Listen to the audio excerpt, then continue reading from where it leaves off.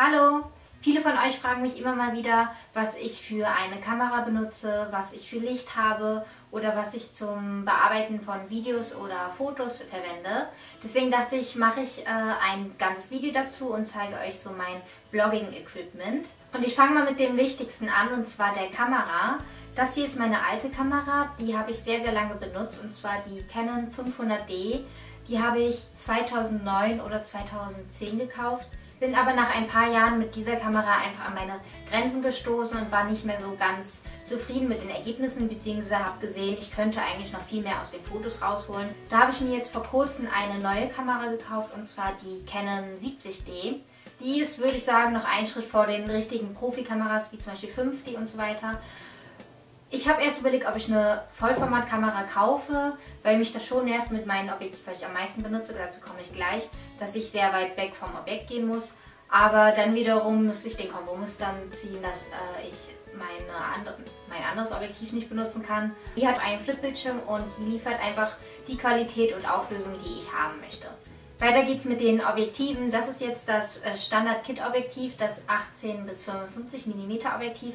Das ist so das, was immer drauf könnte. Also wenn man halt nicht einschätzen kann, was man an dem Tag braucht, kann man mit diesem Objektiv wenig falsch machen. Ich habe dieses Objektiv für mein komplettes Lissabon-Video benutzt und genau für sowas ist es auch am besten geeignet.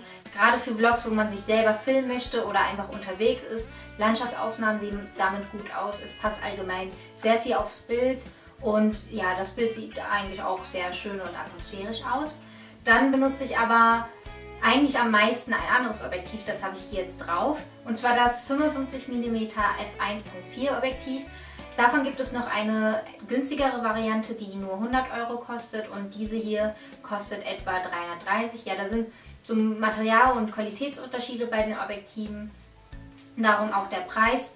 Ich finde, die teure ist schon das Geld wert, aber wenn man so eher Einsteiger ist, reicht auch das günstigere Objektiv vollkommen. Da tut es auch nicht weh, wenn es einem mal runterfällt, wie es mir mal passiert ist. Jedenfalls sind diese zwei Objektive mit Festbrennweite und sorgen einfach für dieses schöne Bokeh im Hintergrund, also hier dieses leichte Verschwommene.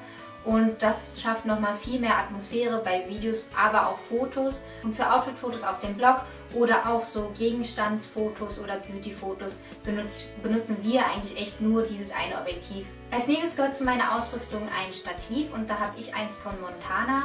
Das habe ich für 60 € bei Amazon gekauft und das finde ich eigentlich sehr solide. Also es ist nicht wahnsinnig teuer, aber auch nicht eins von den günstigen Billigteilen.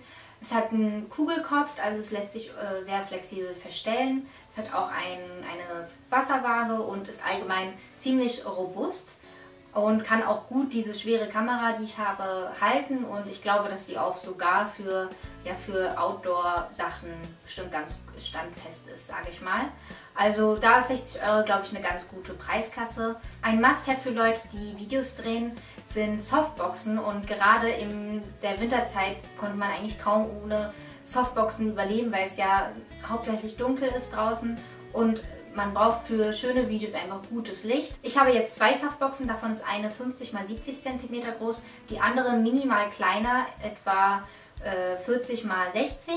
Und zwei Lichtquellen finde ich persönlich viel schöner als nur eine, weil man wirklich hier links und rechts dann mehr Schatten eliminiert und das einfach ein schönes Bild schafft, finde ich. Passt auch gerade noch so in mein Zimmer rein. Am liebsten hätte ich noch so einen Ringblitz, weil der ist einfach viel platzsparender und macht nochmal ein anderes Licht, und ich finde einfach diese Reflexionen in den Augen total cool. Sind aber auch leider sehr, sehr teuer, deswegen mal sehen, ob es mal irgendwann für mich wirklich in Frage kommt. Aber zwei Softboxen sollte man sich wirklich mal überlegen. Da findet man im Internet eigentlich ganz gute Angebote. Ich würde sagen, so 2 Stück inklusive Sparlampen für 70 bis 75 € ist ein sehr guter Preis. Man kann natürlich auch mehr bezahlen, aber ich finde, die reichen vollkommen aus. Zu den Energiesparlampen, da müsste man darauf achten, dass die wirklich Tageslichtlampen sind, falls man die vielleicht auch einzeln kaufen will, je nachdem. Da sollte man darauf achten, dass die mindestens 5000 Kelvin haben, das heißt, dass sie so Tageslichttemperatur haben, also so weißes Licht einfach machen. Und meine haben ungefähr 125 Watt, sind für mich ausreichend hell und tut auch nicht in den Augen weh oder so, wenn man da reinguckt.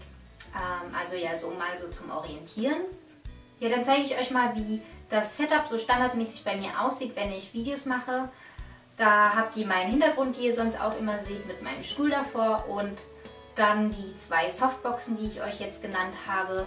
Die eine Softbox muss bei mir aufs Bett, weil mein Zimmer einfach nicht viel Platz hergibt. Und zwischen den 2 Softboxen dann das Stativ mit der Kamera dran.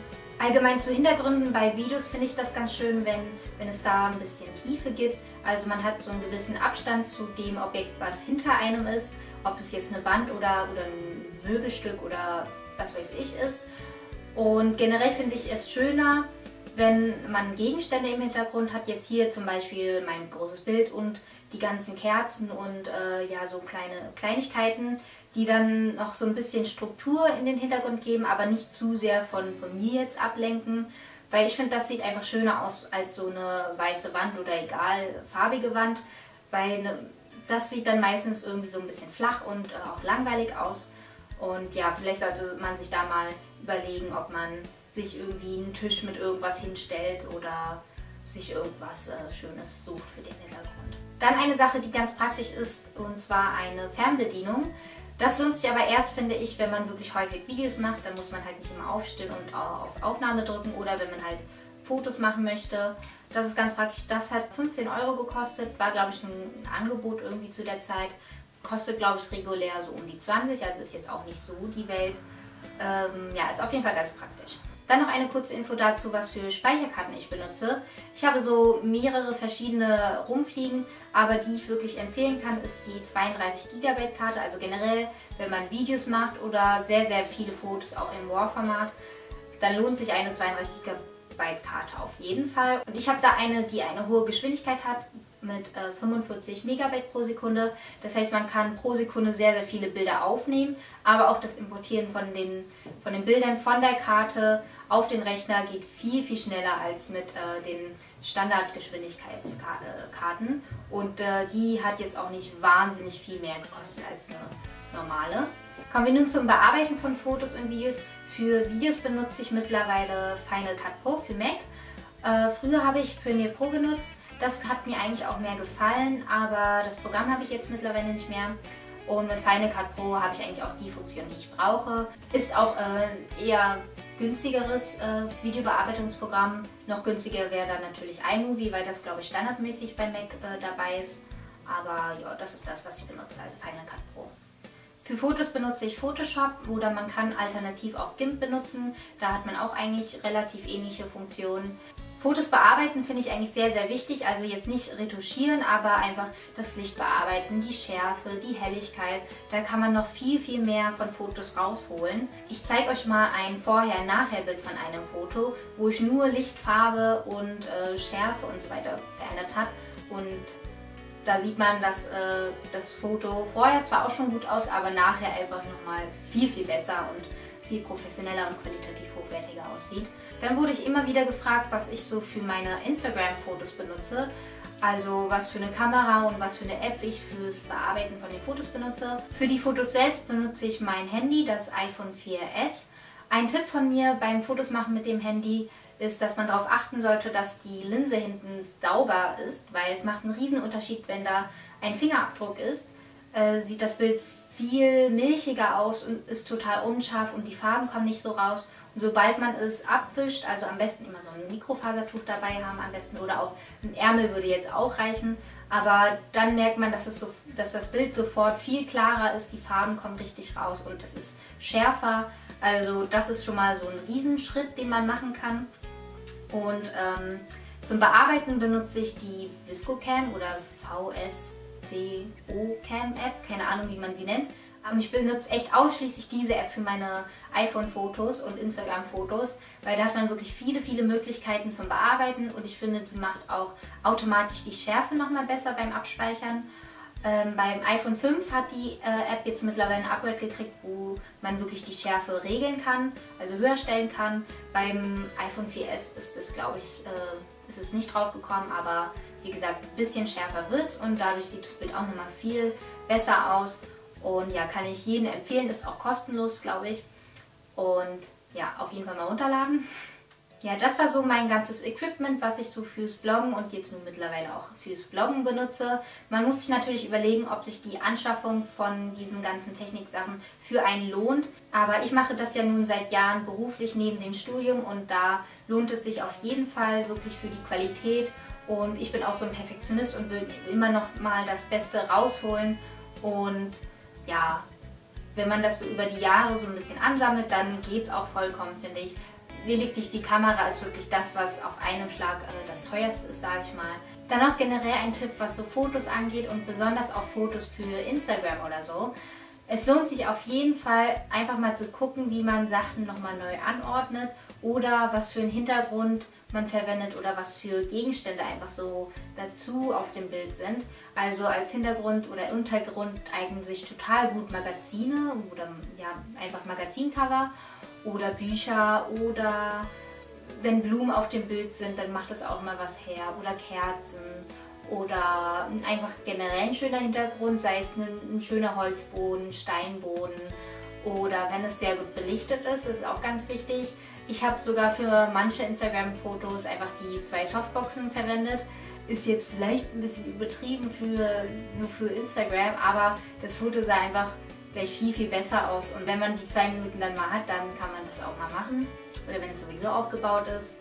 Und ja, einfach diese Liebe zum Detail, einfach mit ein paar Handgriffen, das vielleicht noch ein bisschen schöner und stimmiger zu machen. Dass man da einfach nicht gleich so drauf los fotografiert. Auch so, wenn man unterwegs ist, wenn man das obligatorische Essensfoto machen möchte.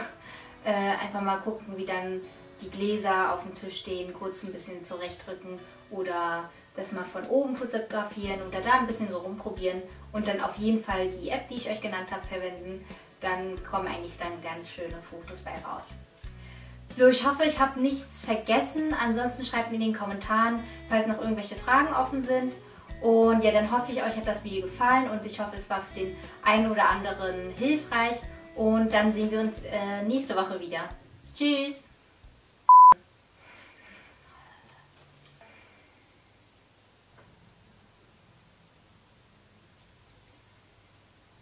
Und zwar 10 Euro günstiger. Hier kostet es 50 und dort hat es 40 Euro gekostet. Und ich stehe momentan so...